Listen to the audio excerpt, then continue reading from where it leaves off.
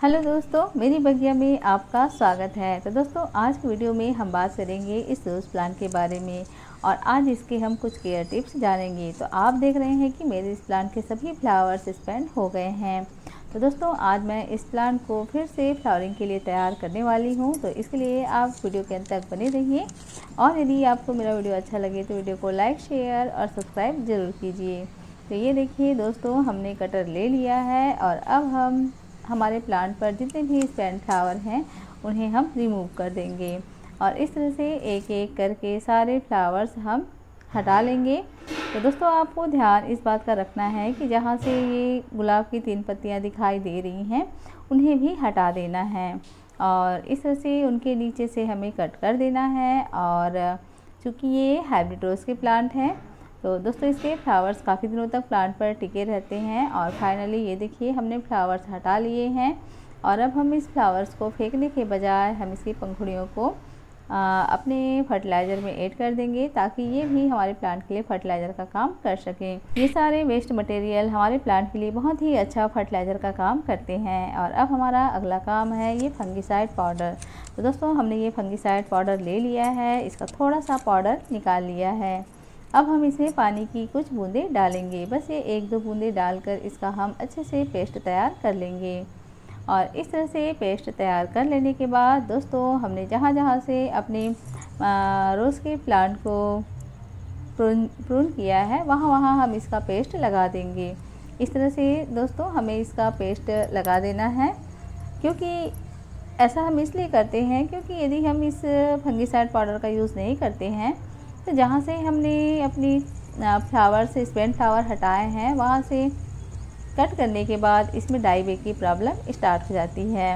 और ऐसा हमारे हाइब्रिड रोज़ के प्लांट पर ही होता है। देसी रोज़ के प्लांट पर तो कोई भी फ़र्क नहीं पड़ता है, वो बहुत ही अच्छे से सर्वाइव कर लेते हैं।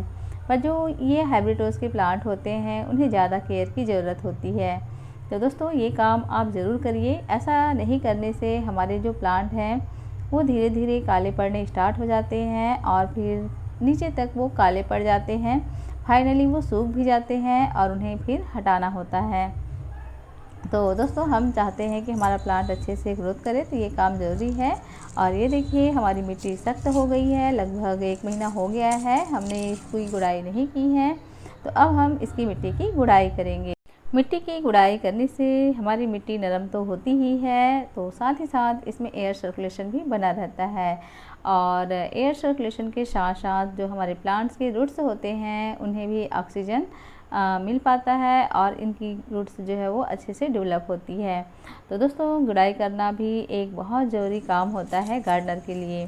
और अब हमने मिट्टी की गुड़ाई कर ली है, अब हम इसकी मिट्टी को निकालेंगे। तो कम से कम 2 से 3 इंच की मिट्टी हम इसमें निकाल लेंगे।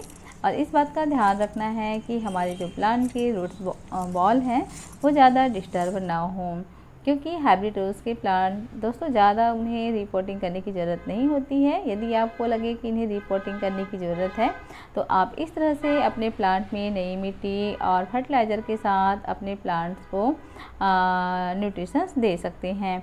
और ये देखिए दोस्तों, मैंने इसकी मिट्टी हटा दी है और ये रहा हमारा बेस्ट फर्टिलाइज़र।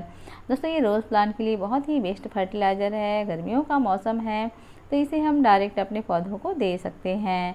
और यदि दोस्तों ठंड का मौसम है तो ऐसा आप बिल्कुल ना करें, क्योंकि इसे फंगिसाइड अटैक करने का डर होता है।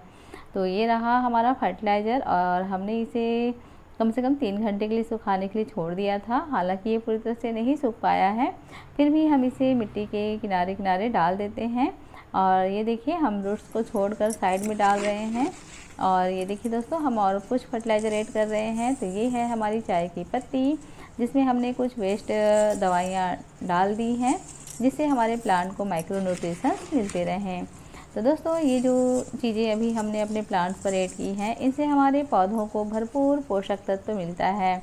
और इन्हीं पोषक तत्वों की कमी की वजह से हमारे प्लांट पर अच्छे से फ्लावरिंग नहीं हो पाती है। और ये देखिए दोस्तों, ये वही मिट्टी है जो अभी हमने अपने प्लांट से निकाली थी। तो आप मिट्टी ऐसी तैयार कीजिए जिससे आपकी मिट्टी भुरभुरी बनी रहे, ज़्यादा सख्त या हार्ड ना हो। तो दोस्तों, मेरी मिट्टी में मैं कम से कम 40% गार्डन सॉइल और 30% सैंड और 30% कंपोस्ट ऐड करती हूँ। और इस तरह से मैंने अपनी मिट्टी तैयार कर ली है और फर्टिलाइज़र को कवर कर लिया है। और ये देखिए, अब हम इस फंगीसाइड पाउडर का घोल बना लेते हैं। वैसे मैंने इसे बनाया नहीं है, जो मैंने पेस्ट तैयार किया था उसे पानी में मिला लिया है। और ये देखिए दोस्तों, इस तरह से हमें पौधों में डाल देना है। दोस्तों, ये सब काम करने के बाद वाटरिंग करना बहुत ज़रूरी होता है हमारे प्लांट के लिए, क्योंकि ऐसा करने से हमारे प्लांट जो हैं वो अपना काम करना शुरू कर देते हैं। तो आप भी ये काम ज़रूर कीजिए, और अपने प्लांट पर अच्छी फ्लावरिंग चाहते हैं तो इस तरह से समय समय पर अपने प्लांट की केयर करते रहिए। तो दोस्तों, आपको मेरा ये वीडियो कैसा लगा प्लीज़ कमेंट कीजिए और मेरे चैनल को सब्सक्राइब कीजिए।